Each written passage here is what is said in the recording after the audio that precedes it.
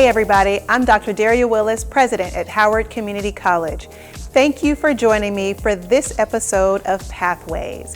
I am psyched about what you are going to learn with me today because we are visiting the engineering lab where our students create some of the most innovative and coolest projects on the planet. So if you are ready to join me to see robots in action, to see all the cool gadgets and wires and things that I can't even describe, then come on with me now because you won't be disappointed. Hey, Dr. Murray, it's great to catch up with you. Likewise, Dr. Willis. Good to see you again. Indeed. And before we get started, I just have to say congratulations on being a sole finalist or one of the finalists in the American Association of Community Colleges Faculty Innovation Award, right? Yes, absolutely. It was a great honor. And I'm going to look at the camera and say, this is out of 1,100 community colleges in the nation. He was one of the top finalists. So for everybody looking at this who wants to be in the engineering program, we have awesome faculty that you will learn from. So yes, congratulations again. Too kind. Thank you so much. All right, so let's get started. Right. So can you give me an overview of the engineering program here? Yes, absolutely. So the engineering program here is designed for transfer to a four-year institution. Okay. So the idea is you'll be able to come here, do your first 2 years of multiple disciplines. So aerospace, biological, chemical, civil, computer, electrical, fire protection, mechanical. Another thing that makes our program unique are the courses that we offer as well. Okay. A lot of the courses that we offer, many community colleges in Maryland will offer the same, but there are a number, such as our Introduction to Aerospace Systems course, Introduction to Life Safety Analysis, and Computing Fundamentals for Engineers. These are courses that transfer as 200 level courses to the University of Maryland. Okay. ENAS 283, our Introduction to Aerospace Systems course, for example, that is unique to this community college. It's the only community college in Maryland where you can do Introduction to Aerospace Systems. So aside from the fact that you are the chair of the program, which makes this stand out, right? Our engineering program. What else makes our engineering program stand out here? That's a great question. So many things, Okay. without hyperbole. The fact that we've got client-focused engineering design projects for our freshman students. What that means is rather than have, say, a competition-focused engineering project where students build, like, when I was at college, it was the same project every year for the students, because there's hundreds of us, right? But the community college, because we can work with students a lot more closely, you're talking about 50, 60 students in an intro engineering cohort. They get to work on projects, so we work with an organisation called Volunteers for Medical Engineering, VME. Nice. They're a non-profit based out of Baltimore, Okay. who work to provide engineering solutions for children with physical and cognitive disabilities. Aside from the authentic engineering experience, they also get that love and drive to give back to the community because they're building something for a kid who wants to continue to do what he loves to do. And so you're giving back to someone who wouldn't otherwise have the opportunity to do it unless you all stepped up. I mean, how awesome is that? It's fantastic. So we're in this awesome space, Yes. in this lab. How do students use this lab when they come in and they've selected which field they want to go in? How do they use this space? However they want, I would say. Awesome. Wait, however they want? Because typically, and I have to challenge that a little bit. Okay. Because typically, when you think about education, it's in a box. Right. And it's, the teacher says you must Yes. do, and you have to follow the syllabus, which it makes sense. Of course. But when you're saying however they want, that's a student-led approach. Absolutely, yes, Awesome. 100%. I mean, engineering in and of itself isn't something that you get out of a textbook. It's not a strict problem to solve. Of course, there are those elements of an engineering education, but at the end of the day, you have to have the freedom to explore. The engineering lab is designed to be a space for students to be exposed to all of these different technologies, to be inspired by it, and have the opportunity to work on projects, or even have it as a social space. If they want to come in here and do their Calc 2 homework, that's fine. So whenever you walk down here, majority of the time, even when there's not a class on, there'll be students here, working away on their projects in other classes, or maybe it's just they're using some of our equipment to build their skill set and add tools to their toolbox. Cool. So, last question for you. Sure. Tell me a little bit about Engineering Night. So our Engineering Projects Night is a biannual event that we have. It's at the end of every major semester, so we have one at the end of the fall and we'll have one at the end of the spring semester this time around. And it's an opportunity for us to celebrate the projects that our engineering students have undertaken. Not just an introduction to engineering design, but we try to have a design project in every single engineering course that's hands-on, so they can have some of that experiential learning. And then once they've completed that project, it's almost like a science fair. We'll have all of the projects out in the lobby in the set building. We invite their friends and family, members of the public, dignitaries to come along and to check it out. I want it on my calendar so I can come, because I remember stopping in last year, and it was really packed across the hall there. So it was really cool to see the work that they did. Yes, and because another feature of it as well is that we have scholarship awards to give out. Okay. So students can get money for tuition either here or at a transfer institution by having the best project of the evening, doing the best presentation. Or we also have an Audience Choice Award where it's like a ballot, and then the people who attend will write down, this is my favorite project. So that's really cool that y'all do that. I mean, and it's, as you said, an exploratory field. So you let the students kind of take the lead, and you know, you all support them in that concept. So that's awesome. Cool. Absolutely. Well, now that we've talked about it, let's take a look at this exciting event. Engineering Projects Night is a semi-annual celebration and showcase of engineering student projects here in our engineering program at HTC. I think the students get kind of a sense of pride in showing off what they've worked so hard on over the semester. And they also get an exposure to what all the other students accomplish who are not in their section, who are just working on different projects. We were tasked with making a Braille printer this semester. This is our automatic wire cutter project. Our project is an adaptive lacrosse stick for a boy named Andrew. He was using a standard lacrosse stick before, but he needed one specifically designed to his capabilities that fit on his wheelchair, which was our main task. The reason why I got into engineering was primarily for this reason, for helping disadvantaged people, especially disabled people, through technology. So for me, this was a really easy choice for me to make between all the projects. I really wanted to do something that was like very hands-on. I wanted to do code, mechanic side of it, and with the choice of the projects, this one was the most like mechanical, technical. I love this night. This is an event that I look forward to every year. I love the energy. I love the enthusiasm. These kids are going from ground zero, learning how to program, learning how to put things together, mechanize things, harden things. It's the kind of thing that made me interested in being an engineer, and it's the kind of stuff I think that will attract students in the future. Lots of last-minute obstacles, especially getting the code to work. But you know, it isn't engineering if you're not, you know, making mistakes and fixing it up again. We learned a lot about designing and testing. We also learned a lot about soldering. It's nerve-wracking, you know, presenting in this kind of stage, so to speak. All in all, it's a learning experience. No matter how poorly or well we perform. It was such a rewarding experience. I loved working with Andrew. I loved seeing his reaction to the final project. Some of my students said, you know, I didn't think we could actually pull this off. And then they pull it off, you know, usually the day before it's due or a week before it's due, they finally pull it off and they kind of amaze themselves. It's exciting to be here because for a long time I really thought we weren't going to get able to finish this. So the fact that it's done and it's actually here is really exciting. That was amazing. I mean, the work that the students are doing for Engineering Night is awesome. And the fact that they, again, don't have instructions and they come up with this on their own. And you serving as the faculty advisor, I mean, just kudos to you for everything that you're doing. So there's a club, right? The Dragon Formula Racing Team. Yep. So tell me a little bit about the club and who can join. Okay, so the club itself has been around since the early 1980s. It's really? Yeah, so it's older than me. And me. Oh my God. Even though I don't look I knew we vibe for a reason. Right. Okay. Same generation.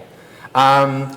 And what it is, it's organised by the former Society of Automotive Engineers, now SAE International, if anyone wanted that bit of pub trivia. Okay. And the objective of the competition is to design, build, test and race your own formula style racing vehicle. So you purely student-led.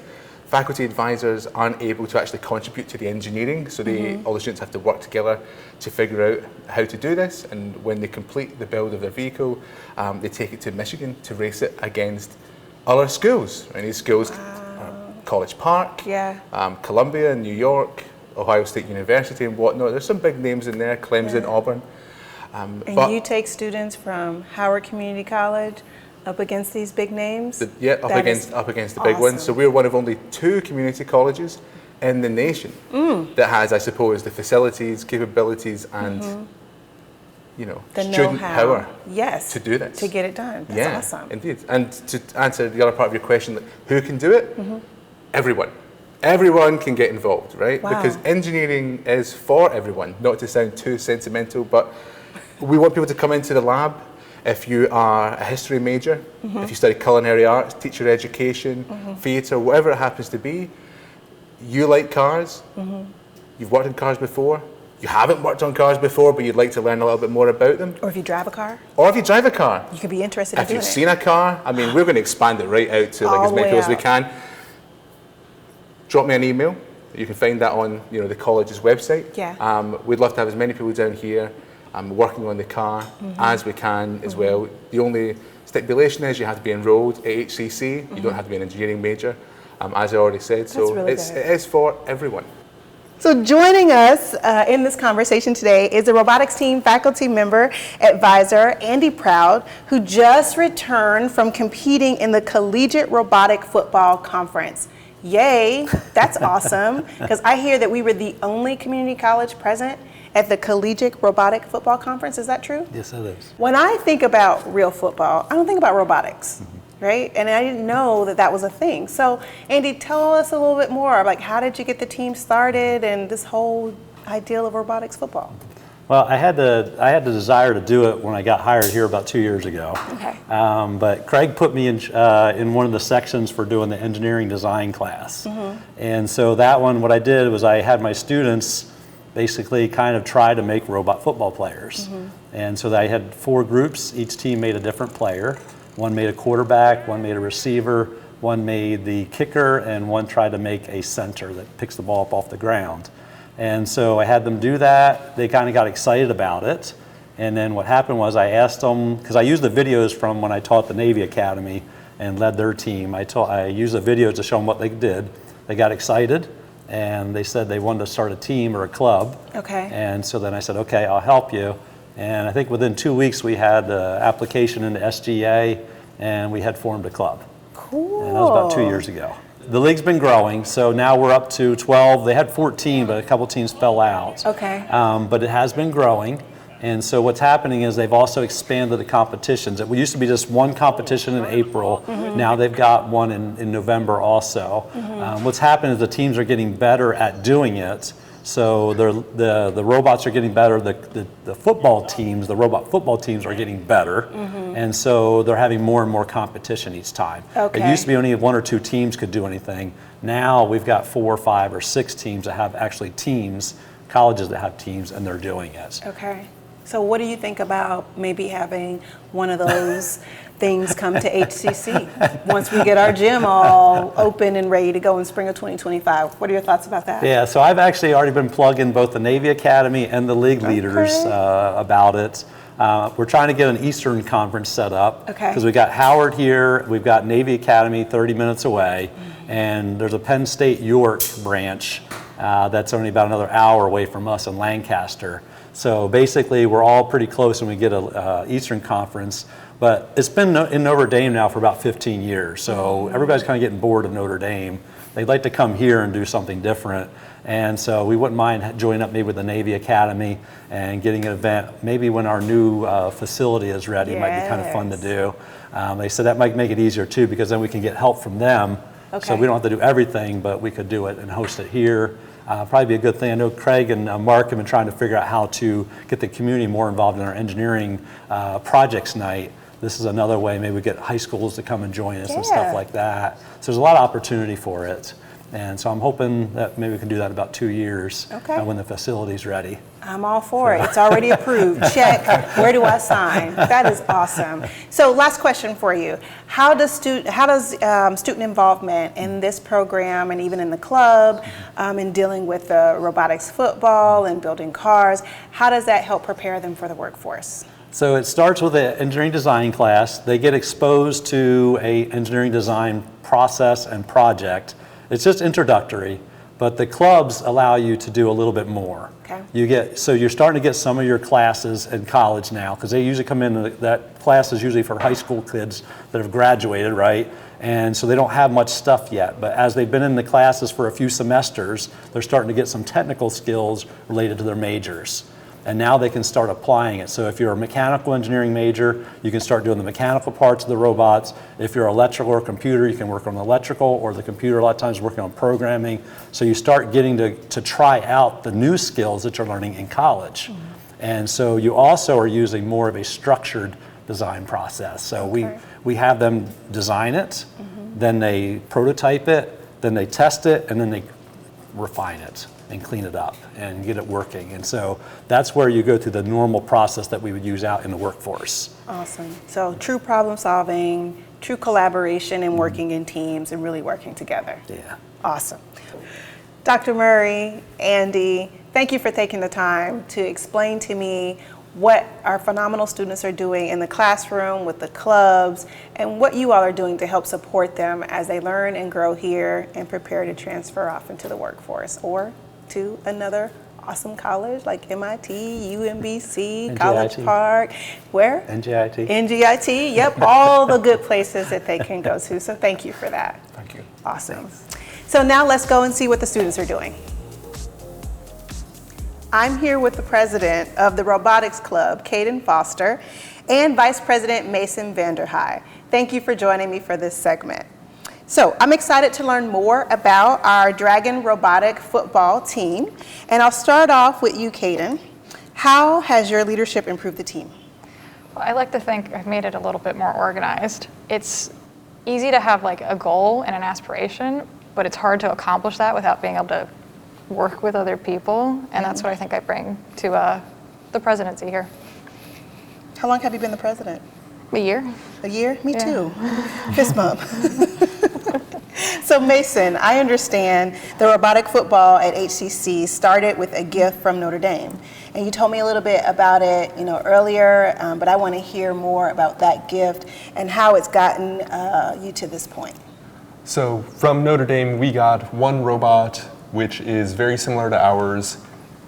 It is designed to carry around a module that would play football in different capacities, like one that would be a quarterback, maybe a kicker or a receiver.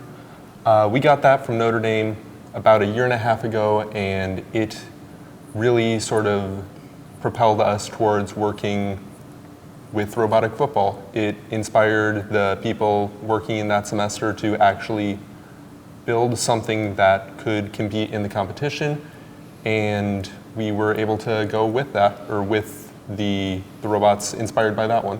So how did y'all even get interested in robotic football? This is for either of you. I mean, what is it? Because, football in itself is fun, yes, right? And I love the whole touchdown deal, but robotic football, how did you get interested in that? So I did a bunch of robotic stuff in high school, and then when I came here, I didn't really know if there was a robotics club here, but Professor Andy Proud approached me with the robotics club and robotic football in general, and really piqued my interest from that. Do you know football well, Caden? Not in a while. Yeah. Really? Yeah, I grew up watching it, but have since not been very interested in it.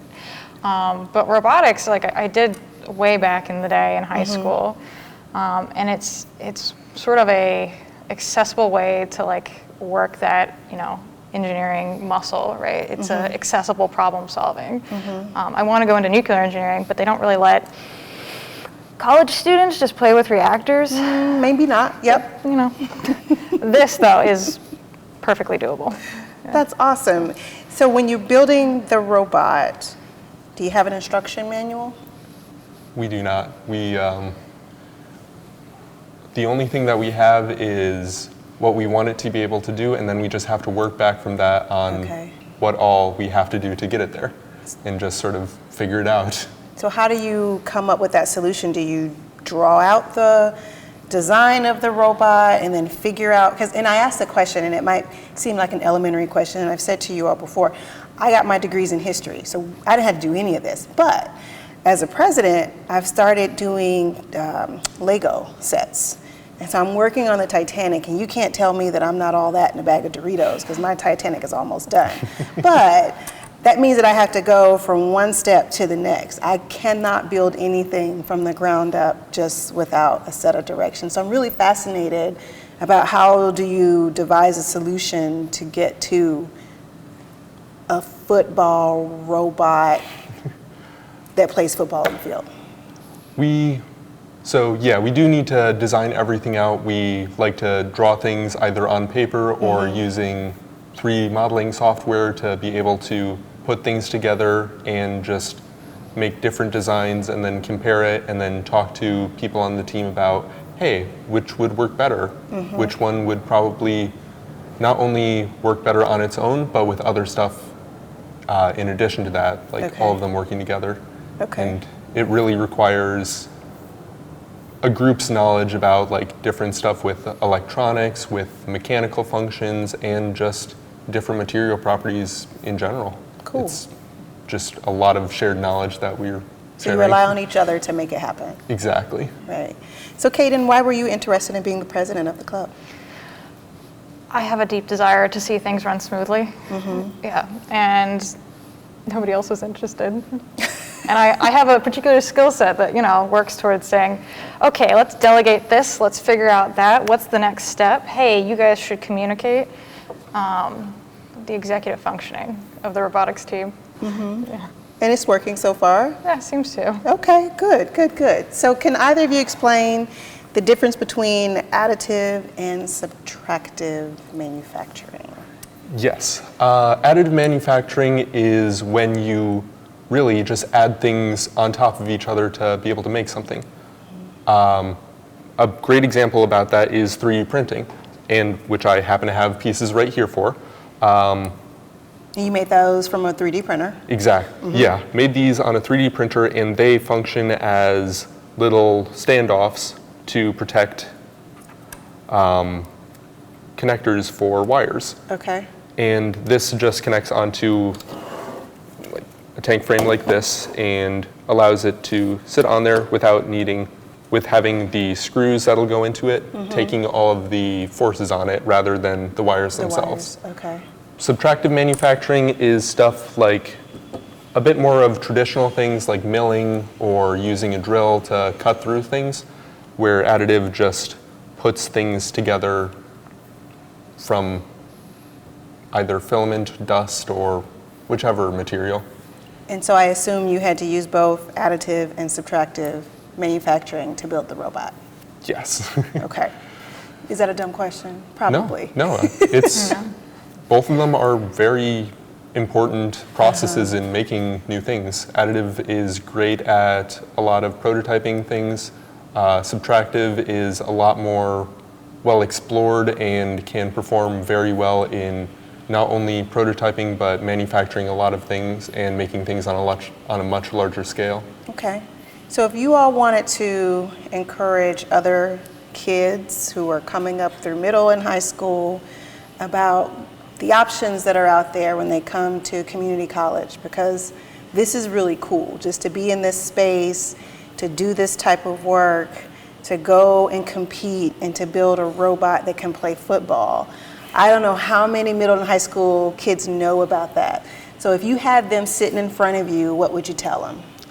I would tell them that whatever you want to put your mind to, you can get there.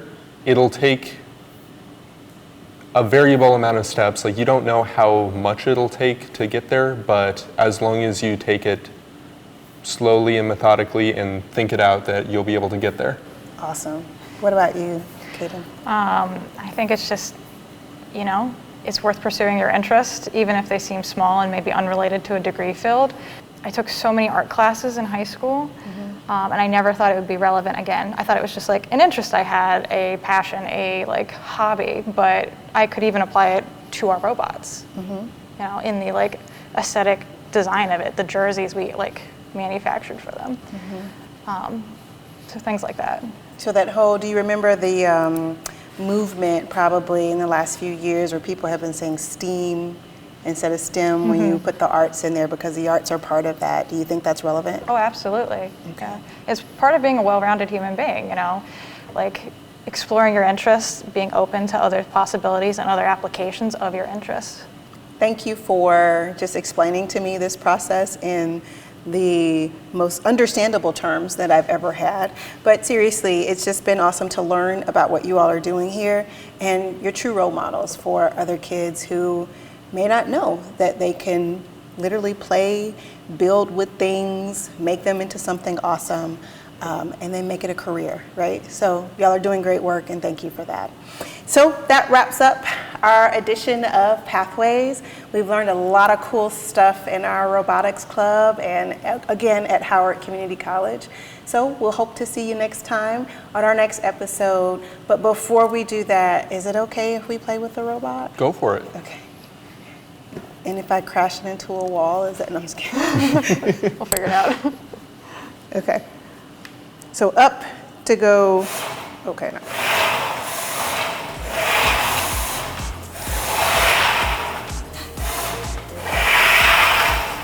It didn't hit. All right, we're good. We're good. I'm not going to break anything.